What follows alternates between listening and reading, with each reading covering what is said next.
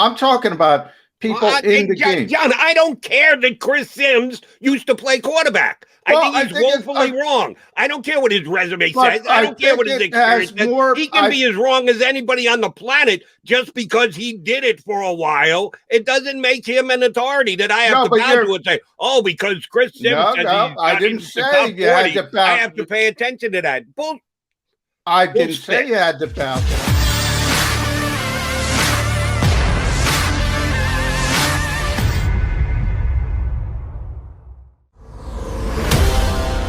Said if true. All right, so you compared Ben and Jalen Hurts, and you just said you think that Jalen Hurts is getting trolled, which, oh, by the way, Action Network, who is apparently following this, how do I get that job? Sit there and look at social media all day to see who's getting trolled and or not getting trolled and keep track of it. By the way, 32, they did keep track of it. I think the number was 32,153, something like that. Over 32,000 trolls for poor Jalen Hurts on Instagram. Don't get it, and I don't even get why someone would track something like that, other than give Mac and Mac something to talk about on Birds 365. Hey, so I guess I should just shut up and thank them. I don't get why Jalen Hurts would be trolled like that. Yeah, Patrick Mahomes, Tom Brady, the mega stars, they're just in the conversation. Even though they're as great as they are at what they do, yeah, there are going to be people that are going to nitpick just so they can take a shot and say, I'm going to bring them down a peg. Why does Jalen Hurts need to be brought down a peg? Your theory is that Philadelphia, a portion of Philadelphia, has elevated his accomplishments too quickly, or what he can do. Well, we did a whole segment on Chris Sims because he didn't have him in his top 40. I sent you Pro Football. Bruce Gradkowski just had him 31 of 32. You know, this is consistent. You know, when I said when we were doing draft prep and we had all the draft guys on, whether it's Matt Manicherian or Blake Bedenfield or people like that, Ricky Saratella, guys who work in the league, guys who work with the league, we asked them, look, where does Jalen Hurts compare to the Trevor Lawrences of the world, the Trey Lance? Forget about Trevor Lawrence, the Zach Wilsons, the Trey Lances, the Justin Fields. Every single one of them said not close. Behind the scenes, I got the same thing from people like Daniel Jeremiah and other personnel people in this league who I cannot name. I got the same thing. So you have this conglomerate who says, and you see it, that speaking of trolling, the trolling that Chris Sims, Dan Orlovsky did it last week. And Dan wasn't even talking about the player. Dan was talking about the Eagles' decision, something you and I have bounced back and forth a lot, and said, look, if they had the opportunity to do it over again, they wouldn't take Jalen Hurts, which is 100% true. Not because of the player, Jody. It has nothing to do with the player, but because of the hindsight of what happened. They know they miscalculated the situation. That's what Dan was saying. However, I bring up Dan Orlovsky for a good reason, because back when Carson Wentz was in good stead, everybody loved Dan Orlovsky. Right. Because Dan would defend Carson Wentz at every turn. And now they hate him because he defends Carson Wentz at every turn. So it's kind of hilarious. And it makes sense that you want your starting quarterback to be successful. But he's not, he is a very unproven commodity. And so the consistency doesn't mean they're all going to be right. They could all be wrong. But I got to tell you, Jody, the consistency of people in this league who don't believe in Jalen Hurts concerns me. It concerns me. I am one of those who can raise my hand and say guilty as charged. Oh, I've changed my opinion on Dan Orlovsky because I was with him for the most part when he was defending, of course, the Eagles starting quarterback, Carson Wentz. But here's the difference between me and Dan Orlovsky. I actually realized that I overstated what Carson Wentz was. I can look you in the face in the camera, whatever, and go, yeah, I was wrong about Carson Wentz. Carson Wentz proved to me this past year he's not a mentally tough individual. He wasn't the guy who was dedicated to sticking around and making the best out of his situation with the Philadelphia Eagles after they gave him a $100 million contract. I'm sorry. I changed my opinion on Carson Wentz. I think I already died on that hill. Somehow Dan Orlovsky thinks that he's able to get back up from the dead and continue to defend him. You died on the hill, Dan. He was terrible. He's the worst quarterback in the NFL. Admit it. So what Dan is a microcosm of the Ben Simmons people every year. No, he's back. What Dan is saying, I'm going to play Dan Orlovsky, psychiatrist. He's back with Frank Reich. He's comfortable. He doesn't have the passionate fan base. The Colts are going to be more like San Antonio and Los Angeles, and they're going to show up when things are going well. It's going to be a lot easier on him mentally, and he likes him. I always say he likes him as a player. I always say everybody in life should have somebody who loves them like Dan Orlovsky loves Carson Wentz. Everybody, because you'd be so much happier. But it's the same thing. You know, I just explained to you, if Daryl Morey can't move Ben Simmons, you will have a whole, I guarantee you, Jody, you will have a whole group, not everybody, but you will have a large group who comes back and convinces themselves this year's going to be different. Happens every year in sports, every city. Happens in this city more than most because the fan base is so passionate. And oh, by the way, if this makes me an overly optimistic, eagle green glass wearing fan, I think that the national pundits are underrating Jalen Hurts. Am I telling you he's going to be a top 5 quarterback? Absolutely not. You told me he's top 6 in all of sport being trolled. So in one metric, he is up on that level. Yeah, top 10 and being trolled. That metric is not going to hold true for actual production on the field. I'm not going to be crazy enough to put him in the top 5 or 6. I'm not going to put him in the top 10. I can't even put him in the top half of the NFL. No. Could he be 16th? Maybe. Maybe he sneaks into just the dead bottom of the top half of the quarterbacks in the league. He's not going to be 31st, 32nd, 30th. Chris Sims, he's not in the top 40. I'll tell Chris Sims you're going to be eating some pretty damn big crow with Jalen Hurts this year. I'm sorry, I disagree with his evaluation. Xander marked this because people are going to kill me as usual because McMullen's killing Jalen Hurts. I've said consistently, you know, Jody, I agree with you. I said he's better than people think he is.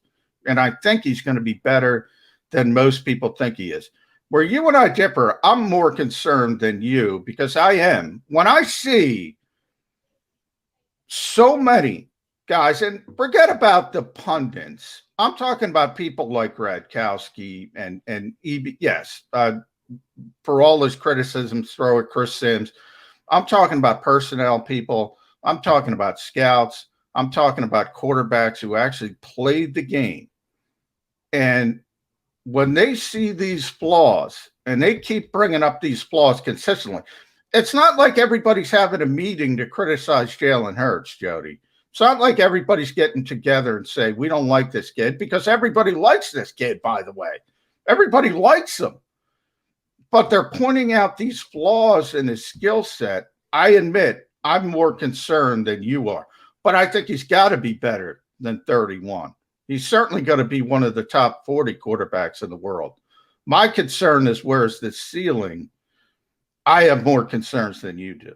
Yeah, I think that people second guess Lamar Jackson too, who was the last pick in the first round as compared to slightly more in the second half of the second round. There aren't that many picks between where Jalen Hurts went and where Lamar Jackson went. And oh, by the way, Lamar Jackson was the 5th quarterback taken. How many quarterbacks were taken before Hurts? It's slipping my mind right now. I'd have to look it up. Right. I would suggest that there were no more than 4. So he was probably the 5th quarterback or lower taken in that draft. But did they, Jody? What, again, I'm not talking about the Stephen A. Smiths of the world. I don't give a flying, you know what they say. The Skip Baylesses of the world. I'm talking about people in the game. John, I don't care that Chris Sims used to play quarterback. Well, I think he's woefully wrong. I don't care what his resume says. I don't care what his experience says. He can be as wrong as anybody on the planet just because he did it for a while. It doesn't make him an authority that I have to bow to and say, oh, because Chris Sims says I didn't say you had to bow. I have to pay attention to that. I didn't say you had to bow down to Chris Sims. I said what I did say is his impact has more value. His opinion has more value than just some talking head. However, Jody, what I did say, Chris Sims is in a group of about 20 who said the same thing. Now, I'm not saying take Chris Sims and put him out there. You might not like Chris Sims. What about the other 19? Are they all in the Chris Sims boat? Because we've gone through it all off season. 31. Gradkowski's not the first that had him 31. Late in the process, it's all over the place. We talked to draft people on this very show about this very subject. They all said the same thing, Jody. Every single one of them. So that's my concern. Not Chris Sims by himself. If it's one person, you could say, yeah, that guy's nuts. Let's move on to the next nut. If it's consistent, that concerns me. Fair enough. But again, if we're talking about draft guys around here, we had a really good quarterback class. If he's just behind Mac Jones, that doesn't mean he can't play. That means he's behind Mac Jones, who was the 14th. And by the way, I'll go back and I said he's going to be better than people think. That's my personal belief. I think he's going to be better than people think he's going to be. However, I am concerned because there are so many people who point out the same flaws in the skill set, the same issues with his trades. I'm a little bit concerned more than most people in Philadelphia, not outside Philadelphia. Outside Philadelphia, I'm optimistic. And here's one thing, right, wrong, or indifferent, I will use as a comparison all year long. He's going to be compared to Carson Wentz. He is taking Carson Wentz's job. He took it last year, and now he's going to take it going forward this year.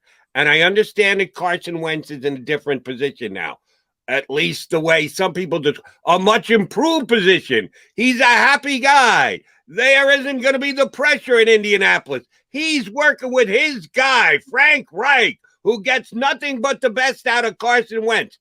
When Jalen Hurts is every bit the quarterback this year that Carson Wentz is in Indianapolis, what are the Dan Orlovskis of the world going to say then? How are they going to explain that one away when Jalen Hurts playing with a lesser team here in Philadelphia under a rookie head coach who loves competition actually is more productive than Carson Wentz? Then give me your explanation, Dan Orlovsky. Fair point, Jody. I was with Orlovsky, but he refuses to acknowledge that Carson Wentz, let me pick the right word, sucked last year. He refuses to acknowledge it. Come on, Dan. I overestimated. I was wrong. I need to reevaluate. And that's why I wrote the column on Philly Voice, and that's why I brought up Ben Simmons. Because you could have asked the same fan on your radio show the same thing about Ben Simmons. Why? Why do you think this guy is going to improve? Why? And they would have gave you the same answers. Oh, he's working so hard. He's in a better situation. He's got a better coach. They understand how to use him. Would have gave you the same things, Jody. That's why the comparison sticks to me. He is John McMullen. I am Jody McDonald. All right, we're hoping to get our first guest up here shortly.